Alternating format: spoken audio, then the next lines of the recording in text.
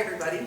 It's good to be here. I'm going to reintroduce myself a little later for the presentation tonight. Of course, I've got a fancy slide for that in the slide deck. But this is a little more informal. Like I look at a room like this, and I get that these are the people that they're really into it. Like they're kind of ate up like I am. So they come for the 5:30, right? So as you may or may not know, my name is Cari Ray. I am a CI, Certified Casting Instructor for FFI here in Texas. As I understand it now, because of Rex's daughter moving and maybe some other people retiring, I'm one of only two current women in Texas who are certified, although we're working to change that.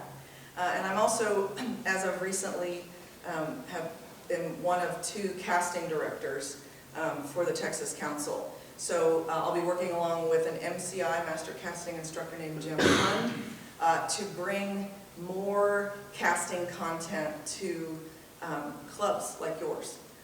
Because, you know, as far as I'm concerned, casting is the preeminent skill in fly fishing. It's one of the main things that makes it fly fishing instead of, you know, spin casting or bait casting or setting a trot line for that matter. So for me, fly casting is what first had me fall in love with the sport, and it's what kind of continues to keep me coming back over and over again.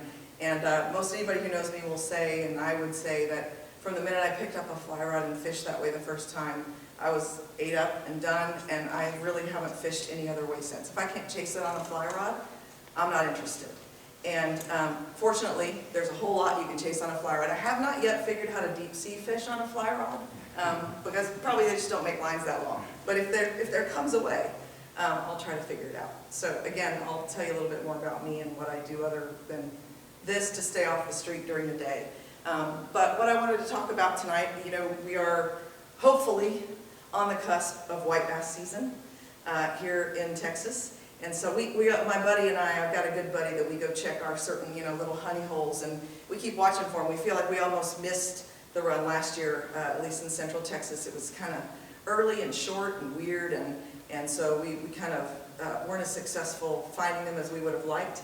And so we're determined this year we're going to keep checking back regularly to make sure we won't miss it, because it's so much fun. But as a part of that, obviously we fish sinking lines in many cases. So how many folks here chase the white bass, the sandies, when they're around? Okay, a couple of you. Not yet. You're missing out if you don't. It's I just moved here from Oregon, so okay, cool. They didn't have a whole lot of them up there. No, so according to my good buddy Sam, like, you know, he loves to chase saltwater species, and to him, white bass, the way they hit and the way that they fight, is about as close to kind of small inshore salt fishing as you can get. And I kind of get that. They're a little smaller, but if you chase them on a light enough rod, it sure feels that way.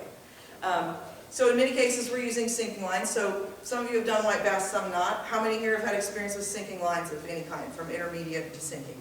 Right? Right? I think there's a big misconception about sinking lines, and I think it's because there's not a lot of great information out there to help people make sense of how they work. You know, we learn the basic cast, and then, you know, it's the cast that we love to make, the overhead cast, and we change the size of our loops, and we do all those things. And we get a sinking line on, and they're kind of a different animal. And I feel like, you know, with a floating line, you might false cast more, you're going to shoot line, you're going to do all kinds of different things. You may carry a lot of line. And there are just some things that we need to consider about sinking lines. And I think for me, I want to kind of demystify. I think there's a lot of folks who would say, oh, sinking lines, they're just hard to work with. They're heavy and they're difficult, and they wear you out to try to cast them. And like a lot of activities in casting, if you don't take some things into consideration and use proper form, that's absolutely true. But I think if you just keep a few things in mind about what you're dealing with and about how to leverage the tool in your hand to do the work, and engage it to do the work, I think there are, you know, look at me, you look at my size and my relative strength. I don't think I'd win an arm wrestling contest against any of y'all. And I can, employing these methods, I can cast a sinking line all day and go do it the next day if I need to, although maybe a break. Because I like to carry more line than I should. But, you know, whatever.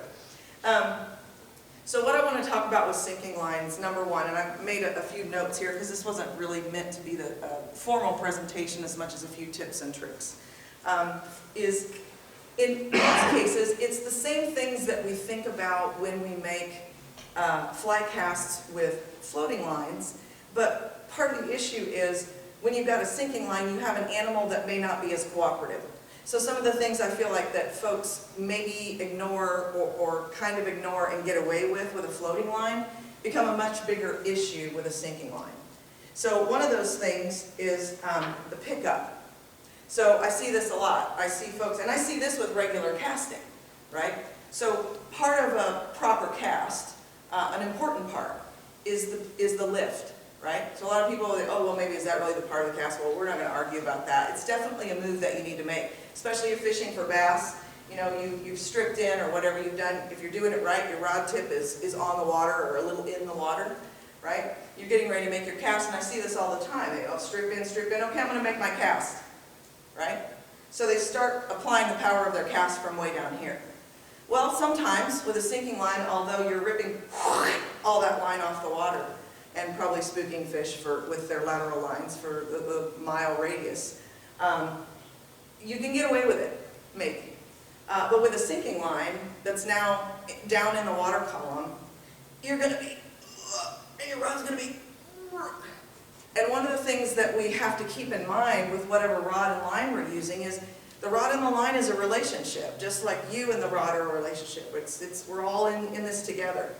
And part of making the cast work is not asking too much of the rod, but it's also then not making moves that don't engage the rod at all. So we're always trying to, I feel like, maximize this relationship to make sure everybody's doing their part and that we're not overtaxing any part of the system, right? So a big part for me that a lot of people maybe wouldn't think about or talk about is the lift. So stripping line in, one way to manage a sinking line is keeping in mind that anytime you're stripping in a fly or a line, a sinking line, as you strip it in, you are lifting it in the water column, right?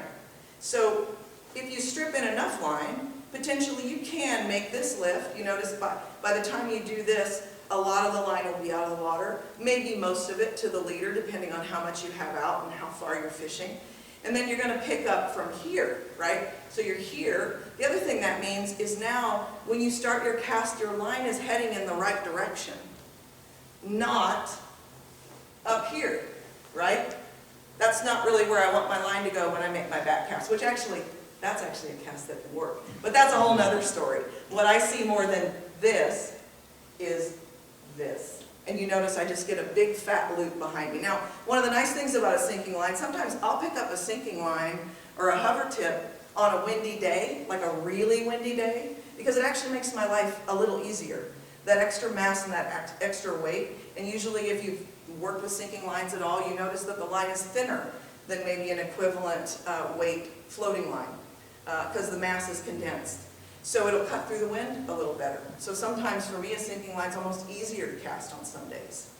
So the lift is important, but we can't always lift and make the cast, depending on how heavy the line is, which we're going to, in the presentation later, I'm going to stay away from going too far down the sinking line rabbit hole, because that's a big part of what we're going to talk about later. That's a specialty line, and we're going to get into the weeds about that a little bit.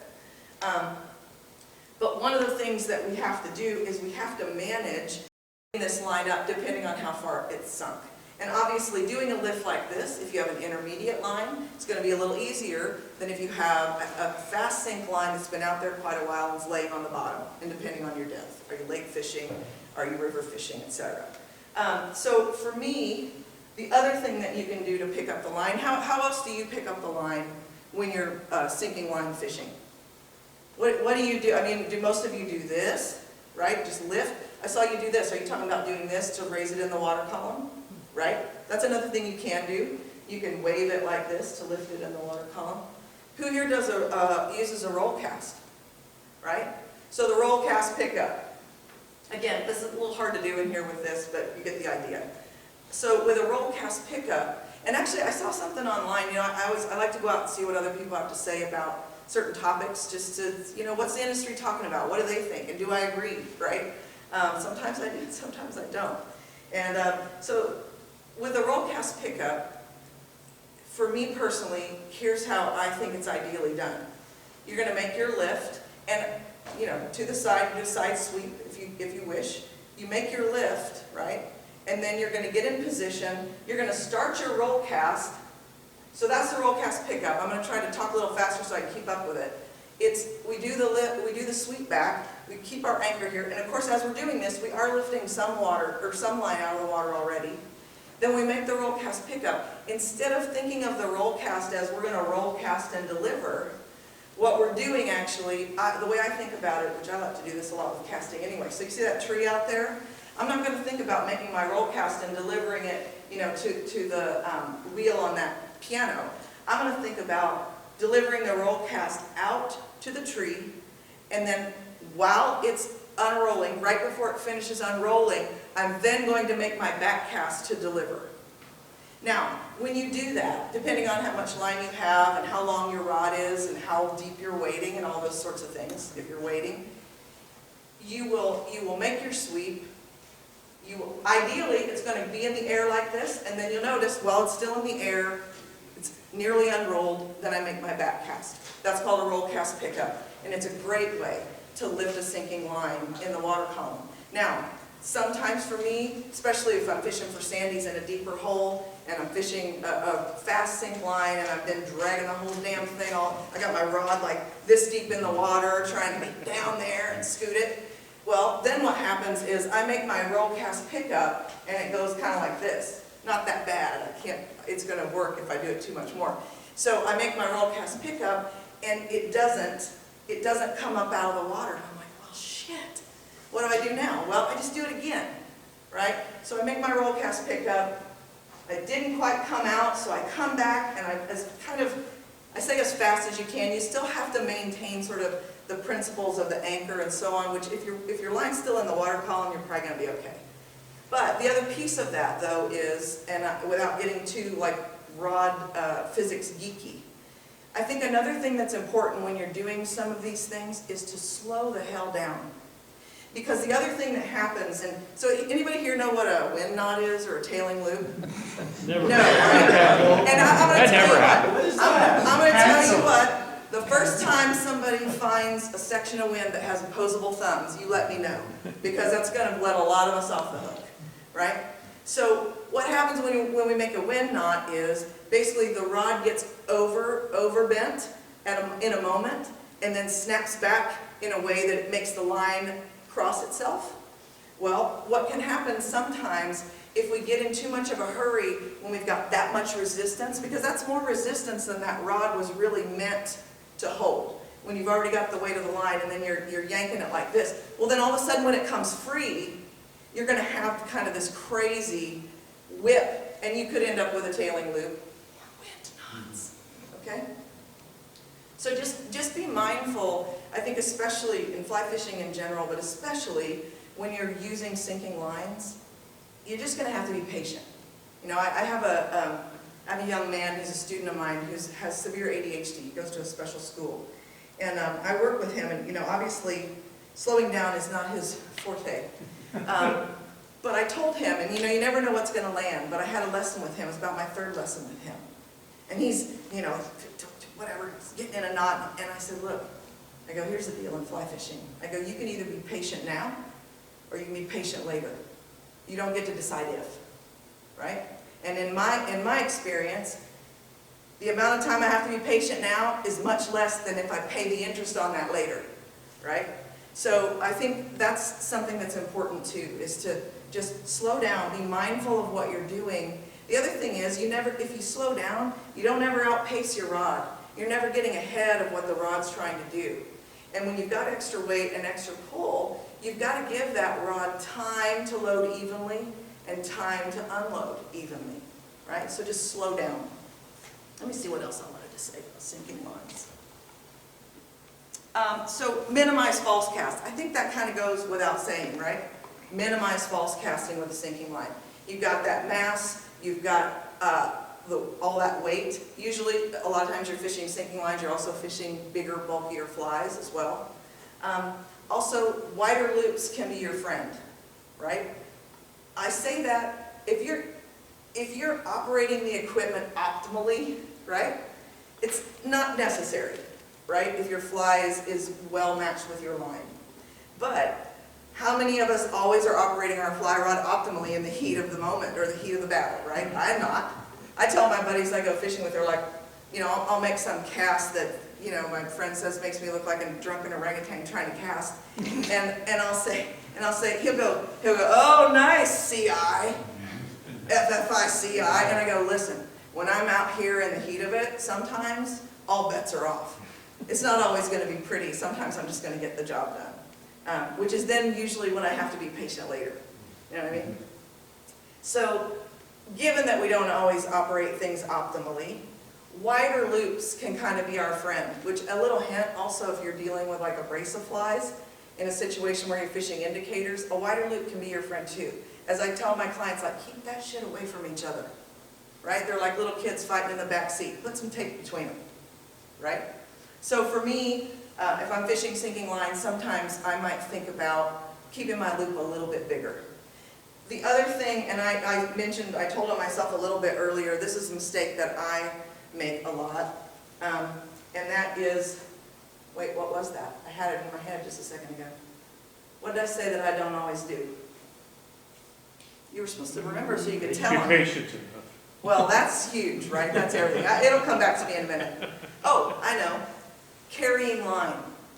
So what we have to remember, so whether or not you've messed with sinking lines, who here has messed with what I call shooting heads, or like really overweight, like for bass and things, right? That load really quick and shoot it in one shot. So with sinking lines, I feel like some of those principles apply.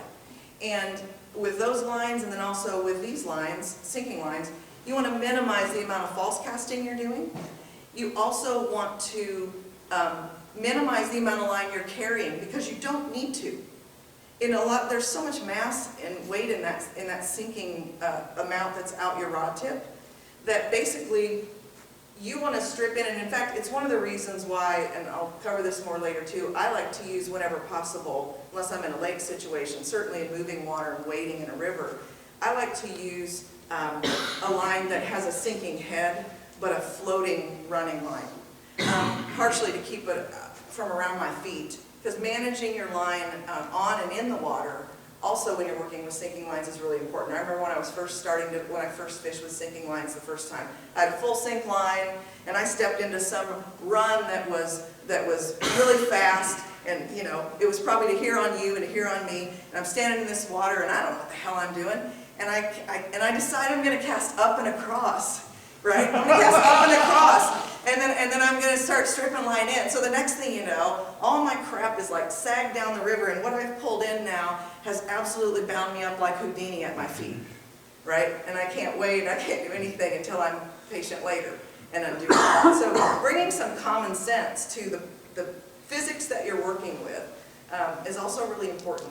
Thinking about what you're going to do with all this line, and that's a huge thing I think in general for fly anglers. When we think about casting, but overall, I think what we really need to think about is line management. But that's all the line. That's the line out the rod tip. That's the line in what I call in the bag. You know, that's the line on the reel. That's all of those things. That's what we have out there to manage to get our job done. So wider loops. Oh, another thing. So let me finish that. And I can't, you know, I tried to bring my other set that I can kind of double haul with, but I figured I wouldn't have room to let enough weight out, etc. So can't really double haul here, so we're going to pretend. So who here hauls or double hauls, right? So, you know, this was a big eye-opener for me. I remember when I was first starting to learn to double haul, I was talking to my mentor, and he's like, why would you double haul? And I'm like, well, I cast for 800 miles, right? So to cast farther. To shoot more line, well, yeah. But the other thing, especially for somebody like me, who's a little smaller in stature and strength, it's also to even out the effort of what's happening, right? So being able, and I'm going to tell you, even if you're not somebody who knows how to make a double haul and has the timing of that, with a sinking line, even being able to make a nice smooth haul when you pick up, to get a little extra bend and a little extra help getting that line going, can be really helpful. So for me, I mean, I haul my 2-weight. Hauling is something that, done in measure, with the right amount of strength and timing in the right way, is something, like I have to concentrate to not haul when I'm fishing if I need to do that. I'll stop hauling, especially if I've got, you know, a real specific target I'm trying to hit with accuracy. But hauling is your friend. And again, if you don't want to go down the path of learning the double haul, or if you struggle kind of with the coordination, even a single haul, just on that initial pickup, can make a difference in sort of helping give you a little more power. And then the other piece is, when you make that pickup, whether you're hauling or whether maybe you're not hauling and you're doing that roll cast pickup, is to make sure that you are keeping everything as smooth as you can. Pull in line. The other reason that I like a line that is multiple density, or a line that is a sinking head, especially in wading situations, and then has a floating running line, is because there's usually a big color difference between the two. And oftentimes that color difference, depending on the line, it might be just a shooting sort of portion of the head, so maybe 10 feet. A lot of them maybe are close to like 25 feet. And in many cases, that's a sweet spot amount of line to pick up. And what you'll find, again, because of that weight, especially with a haul, is in many cases you're going to lift that. You're going to strip in until you get to around that change. You'll figure out kind of where you want a little bit of it in the rod or right outside the rod. And you're going to pick that up, and then you're going to shoot it, and you'll be amazed how far you can shoot. Like if that's something you don't do well, you might just become a champion at that, because you have all that extra mass working for you, all that condensed mass. So be sure, because really the pickup, getting that line out of the water is the hardest part. After that, really, you're just making a good fly cast. So don't wear yourself out. Don't try to hurry and yank it. The other thing that you can do that's helpful, which I'm kind of doing here, is, who's familiar with the term of Belgian cast? Right? It's not as nice, it's not quite as good as Belgian chocolate, but it's still pretty good. So, you know, I mentioned bigger loops, right? Keeping stuff away from itself a little bit to help ourselves. The other thing that can be helpful is a Belgian cast, which is just another name, a special name for a constant tension cast. So you usually we make a fly cast and everything's under tension, and then there's a moment of release, and then under tension and that moment of release when things unload. Well, in a constant tension cast or a Belgian cast, and you can do this if you don't have too much stuff, it's almost like you're starting to make a roll cast that's got a side sweep. So you're gonna kind of lift the line, and if you need to, you can even sort of lift like this first, and then you're gonna kind of come around and over. Okay? So you make that cast and you're sweeping. The other nice thing about that is you're much less likely to get a new piercing that you don't want. Okay? Because you're keeping everything away from you. Which, one other piece of safety, and this is no matter what line you're working with, but when I think sinking lines, I often think bigger, gnarlier flies too, like the kind that Danny ties that look like they could actually eat the fish you're trying to catch. But in many cases, you are dealing with bigger flies. And so, you know, these pretty like overhead casts, I'll still try to do it sometimes, but really keeping it canted to the side, keeping that stuff away from you, and then also thinking about the wind. Again, the wind is not going to mess with your sinking line quite as much, maybe as a floating line that's a little bigger around. But, you know, if I've got wind coming at me this way, I might actually think about, certainly, if I've got the strength and the coordination, I can make a downwind side. You know, if I'm standing on that side of the river, I can move myself, though, if possible, I think is the better option, because most of us are more coordinated on our dominant side. So get yourself moved so that you're always safe and you don't have that kind of wind not helping you. I mean, that wind, right? Ties knots, blows things into you. Cari, yes? before you leave that, Yep. can you demonstrate a roll cast pickup into a Belgian? Because those together are used a lot. Well, we'll see. This is, you know, you didn't warn me. Hey, I have faith in you. So a roll cast pickup into a Belgian. So instead of, I just want to make sure I understand what you're saying. So instead of kind of coming here and making this cast like this, we're going to sweep back, keep the anchor, and then go into it? No, same thing. You do the roll cast, get it in here, and then go into the Belgian. Oh, I understand. Yeah. I understand now. Just Okay. get it off the water. So we're going to make the roll cast to pick it up. Then we're going to make this forward cast and bring it around to make a Belgian. Is that what you're saying? Yeah. Yeah. So one more time for that. We're going to lift. And keeping in mind that with our roll cast, again, not as big of a deal to keep happening when you've got a sinking line. You want to make sure you have an anchor. If you don't have an anchor, you don't have a roll cast. If you don't have a D-loop, you don't have a roll cast. So we're gonna make our roll cast out in the air, then we're gonna sweep around to the side and come over with our cast, coming over the top, right? Also, kind of, with that swinging around behind us like that, then we're kind of swinging it away from us, which is safe too, safer. I don't want to watch my time here. We're almost done here. Let me see what else I wanted to cover. Talked about double haul. Oh, one other thing you can do, and this takes a little more coordination, so this might be for folks that are a little more advanced in their casting, is, we often think about shooting line into our forward cast, right? We make a back cast, we're going to shoot line or slip line into the forward cast. But another thing that's at your disposal, and I especially use this if I'm fishing a floating line and I'm doing kind of the bang the banks thing, so I want to make it quick, load and shoot. But I also do this with sinking lines because I've stripped in line so I can pull it up out of the water. But then especially if you're hauling, you can make a haul. I can't kind of talk about this and do it. You can make a haul, and then when you're back here, right? So you make a haul, when you're back here, you can actually, got control here, you've made your haul. When you come back, you can let go for a second, you can slip a little line back. If you have enough line speed going, you can actually shoot a little line into your back cast, which gives you that extension, a little more distance, also gives you a little more mass out the back, right? Then you can come forward, and in many cases I find if I do that, I get even a little more shoot. One, I think, final tip, and again, this is just scratching the surface of tips and tricks that could be for, I'm sure you get any CI up here and they might have 6 others. So just a few things to think about. But the other thing, and I see this a lot, and this is a little bit of a gear thing, is thinking about your leader. So if you're fishing with a sinking line, those of you who do, how long of a leader do you usually use? 4 feet, and I replace it when it gets down to 2 feet. Okay, 4 feet and 2 feet. Anybody else? Depends on how deep I'm fishing. Okay, depends on how deep you're fishing. In general, though, so there are use cases, but in general, a shorter leader is going to be your friend as far as having things turn over. The other piece about that, though, because you want things, especially in bass fishing, because I see people do this a lot. They go buy the 9-foot fluorocarbon 12-pound leader, and they tie it onto their sinking line, they tie their fly on, and they basically have everything land in this weird big spaghetti squiggly pile out at the end of their cast, right? Because they've lost all this energy with this long leader. And so having a shorter leader is going to help your rig turn over.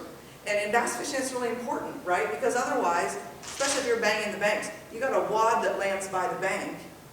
You may have to do 4 strips before you've got a direct connection to the fly.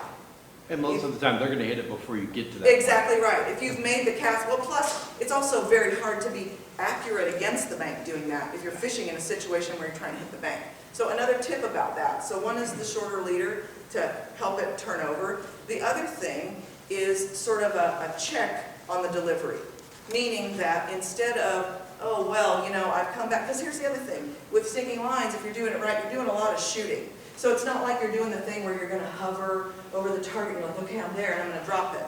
You're not doing that because you're not doing all the false casting. So as far as hitting your target, you get better at estimating the amount of effort and how much line and how much is going to shoot, depending on what choices you make during the cast.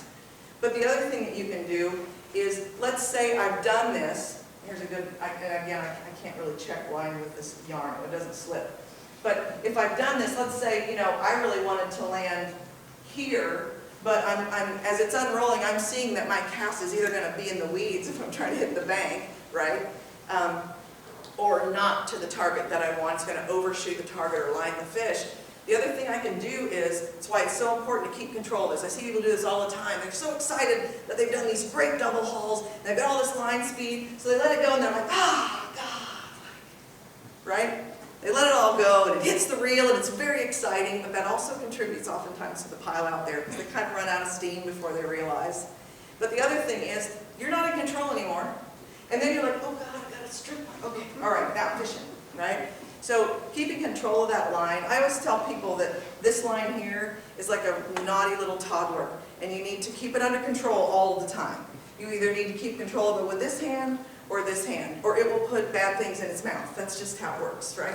So keep control of this line, and what that means is then, as this is unrolling and then shooting, you're like, oh God, it's almost there.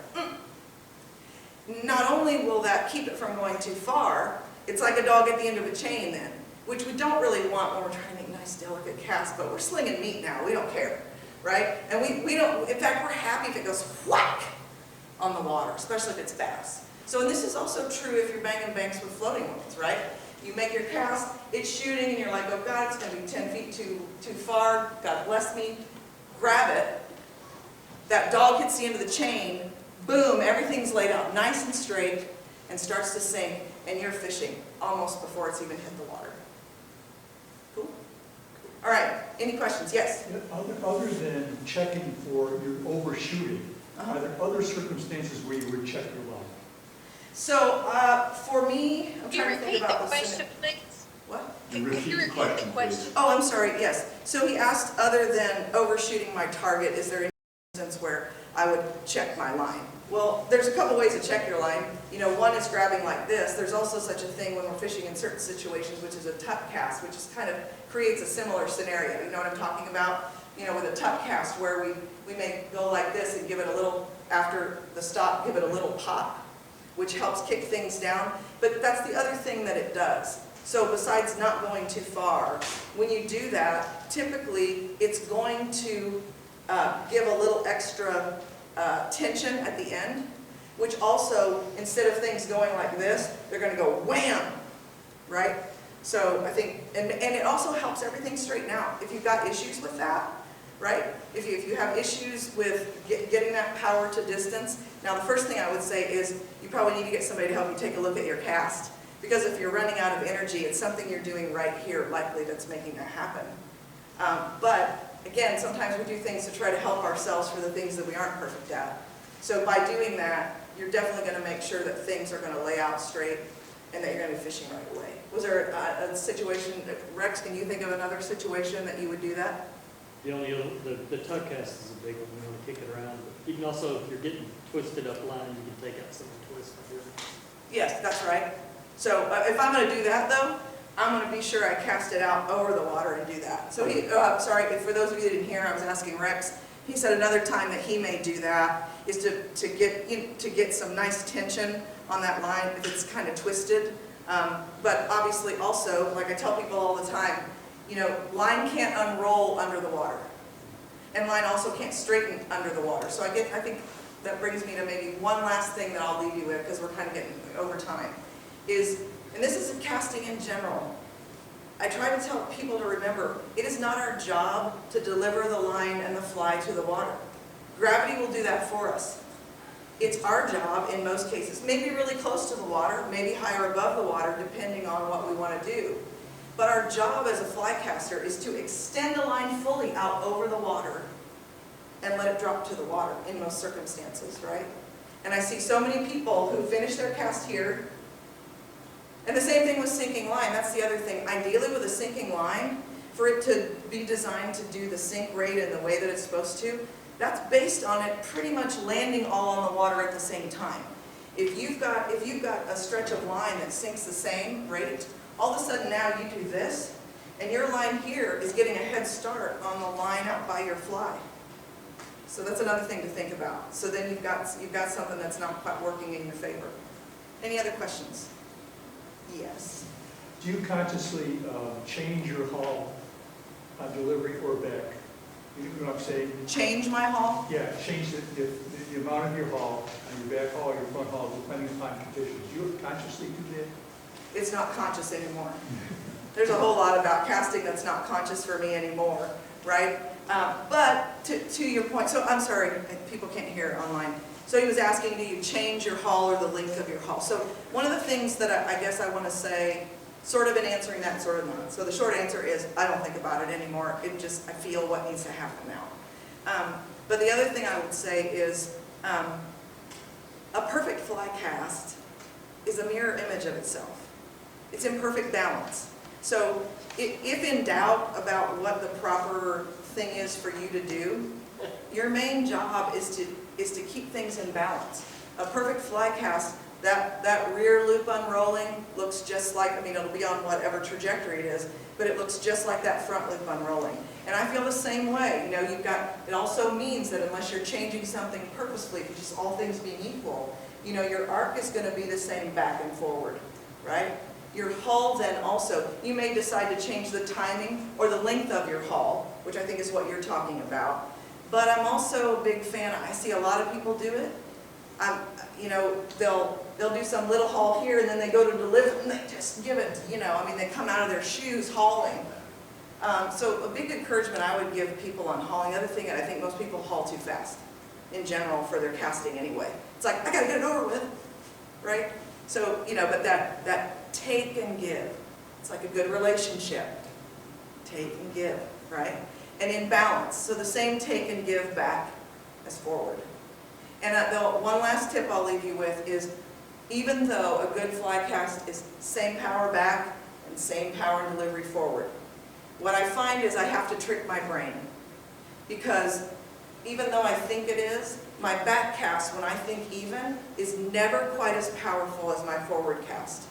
So, this is just my thing, but I think a good fly casting instructor will tell you that the back cast is as important as the forward cast, and a great one will tell you that it's more important than the forward cast. So for me, when I'm doing that back cast, I'm typically thinking maybe, or trying to feel just a tiny bit more, incremental, more power back than forward. And if what's happening forward is not working, one of the first things that I do, unless I'm crystal clear about what that is I go like this. Because 8 times out of 10, it's something that's happening back here It's causing that's that. making it, well, it's not even, what I have found is it's not even necessarily that it's making this happen. It's creating a deficiency, and it took me a while to figure this out with students. It's creating a deficiency back here that I have no choice but to make up for, to make something still happen. And I think that's a big piece of tailing loops for most people, because they've made some big ugly loop back here, or they've crept forward too fast, or whatever they've done to let slack get into the system back here. So to make just something still happen, they have to goose the crap out of it to get anything to happen. So again, if something's not working out here and it's not obvious what it is, odds are really high that it's actually back here, and that you're making up for it. You're compensating for something, right? Okay, any other questions?